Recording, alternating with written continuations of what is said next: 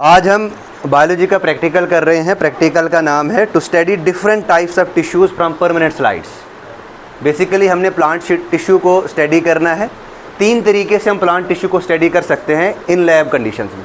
सबसे पहले या तो हम टेम्परेरी स्लाइड बना सकते हैं, या हमारे पास परमानेंट स्लाइड अवेलेबल होगी तो उससे हम बना सकते हैं, या हमारे पास चार्ट्स होंगे उनकी वजह से भी हम इसको बना सकते हैं, या मॉडल्स की फॉर्म में भी हम इसको तैयार कर सकते हैं। तो आज हम प्रैक्टिकल्स करेंगे।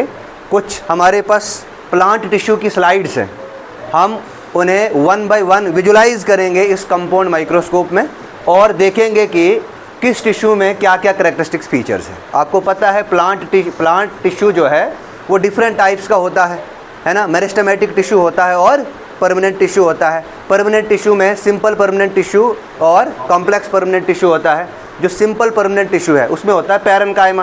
पैरेन्काइमा में अगर एयर स्पेसिस हैं तो एरेन्काइमा, अगर उसमें क्लोरोफिल है तो क्लोरेन्काइमा, ठीक है ना।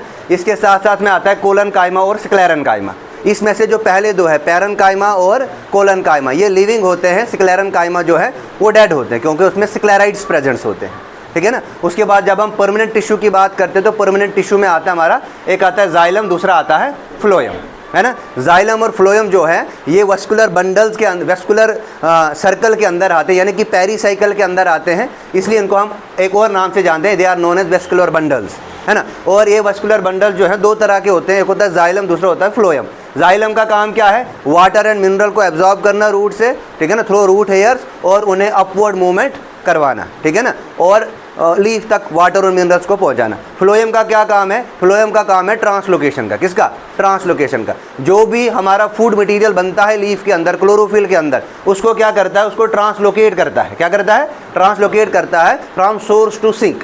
सोर्स क्या होता है? जिस जगह फूड बनता है, यानी कि क्लोरोप्लास्ट के अंदर क्लोरोफिल जो है ना, क्लोरोफिल जो है वहाँ पे फूड बनता है। अब इसको ट्रांसलोकेट करना, क्या करना है? ट्रांसलोकेट करना to sink region. Sink region जहाँ पे इसका स्टोरेज होगा, जहाँ पे इसका स्टोरेज होगा। अब ये स्टोरेज रूट भी हो सकता है, स्टेम भी हो सकता है, any part of the plant हो सकता है, ठीक है ना। ट्रांसलोकेशन का काम किसको दिया गया है? फ्लोएम को दिया गया है, ठीक है ना। ये जो जाइलम और फ्लोएम है ये बेसिकली डेड सेल्स है, except xylem parenchyma and phloem parenchyma. Xylem parenchyma और फ्लोएम पैरेन्काइमा जो है ये लिविंग है। बाकी जाइलम और फ्लोएम के जितने भी सेल्स हैं वो सारे के सारे डेड है। क्लियर है ये चीज़? तो आज हमारा यही मकसद है कि हमने डिफरेंट टाइप्स ऑफ टिश्यूज़ जो प्रेजेंट होते हैं रूट, स्टेम या लीफ में, ठीक है ना, उनको स्टडी करना है। अब देखिए, अगर हम बात करेंगे प्लांट्स की, तो प्लांट्स बेसिकली 2 तरह के होते हैं। एक होता है डाइकाट प्लांट, दूसरा होता है मोनोकाट प्लांट, है ना। तो डाइकाट प्लांट में जो टिश्यू का अरेंजमेंट है वो थोड़ा सा डिफरेंट होता है, और मोनोकाट प्लांट में भी जो टिश्यू का अरेंजमेंट है वो थोड़ा सा डिफरेंट होता है। एवोल्यूशनरी पॉइंट ऑफ व्यू से अगर हम देखेंगे तो डाइकाट जो है वो पहले प्लांट आए हैं, उसके बाद वहाँ से एवोल्व हुए हैं मोनोकाट। मोनोकाट में भी मोस्ट एवोल्ड प्लांट जो है वो ल्यूमिनस प्लांट्स। डाइकाट में मोस्ट एवोल्ड प्लांट जो है वो ल्यूमिनस प्लांट है। मोनोकाट में ग्रासेस वगैरह आते हैं, ऑर्काइड्स वगैरह आते हैं। क्लियर है ये चीज़? नाउ तो आज का हमारा मकसद यही है कि हमने प्लांट सेल को अच्छे से, प्लांट टिश्यू को अच्छे से स्टडी करना है। तो सबसे पहला जो हमारा प्रोसीजर क्या रहेगा इसका? भाई प्रोसीजर हमारे पास, ये जो हमारे पास स्लाइड्स हैं ये बनी हुई स्लाइड्स आती हैं, ठीक है ना। ये जो लैब्स वगैरह होती हैं, बड़ी बड़ी लैब्स, वहाँ पे इन्हें प्रिपेयर किया जाता है और इन स्लाइड्स की माउंटिंग की जाती है। और माउंटिंग प्रोसेस होने के बाद इस स्लाइड को हम कहते हैं परमानेंट स्लाइड, ठीक है ना। टेम्परेरी स्लाइड हम यहाँ पे बना सकते हैं, ठीक है ना। आगे सेल्स जब हम स्टडी करेंगे वहाँ पे हम यहाँ पे टेम्परेरी स्लाइड्स बनाएंगे।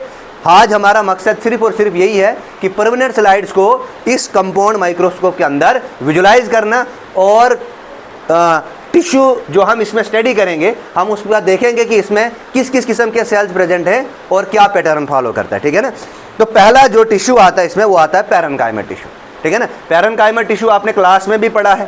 पैरेन्काइमा टिश्यू क्या होते हैं? ये बेसिकली स्टेम, लीव्स और फ्लावर, फ्रूट्स वगैरह में पाए जाते हैं, है ना। ये जो ये पैरेन्काइमा सेल्स हैं ये बेसिकली आइसोडायमेट्रिक के होते हैं। आइसोडायमेट्रिक मतलब इनका जो डायमीटर है हर सेल का, आइसो मतलब सेम, हर सेल का डायमीटर जो है वो सेम रहता है। अब इसकी शेप डिपेंड करती है, ये वेरी करती है इसकी शेप, ओवल भी हो सकती है, ऑब्लॉन्ग भी हो सकती है, साथ साथ में इसकी इलोंगेटेड भी हो सकती है, या राउंड भी हो सकती है, और पॉलीगोनल शेप भी हो सकती है। क्लियर है ये चीज़?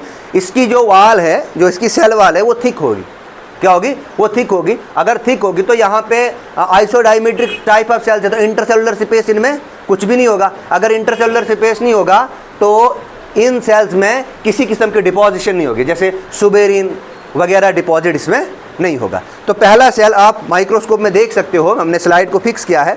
ये सेल जो है पैरेन्काइमा है, ठीक है ना। सब इसको थोड़ा कलर्ड आपको दिखेगा, ठीक है ना। 1 बाय 1 इसको विजुलाइज करोगे आप। ये कोलनकाइमा सेल जो है ये बेसिकली लिविंग सेल्स होते हैं, ठीक है ना। अगर हम इनकी शेप की बात करेंगे, इनकी शेप या तो इनकी शेप इलोंगेटेड हो सकती है या ओवल हो सकती है। ये बेसिकली आइसोडायमीट्रिक सेल्स हैं। इन सेल में भी कोई इंटरसेलुलर स्पेस नहीं होता है। इसके कॉर्नर्स पे आपको थोड़ी थोड़ी थिकनिंग दिखेगी, मतलब थोड़ा थोड़ा मोटापन दिखेगा आपके इन सेल्स के कॉर्नर पे, ठीक है ना। अब यहाँ पे हर सेल के सेंटर में क्या होगा, लार्ज वैक्यूल होगा।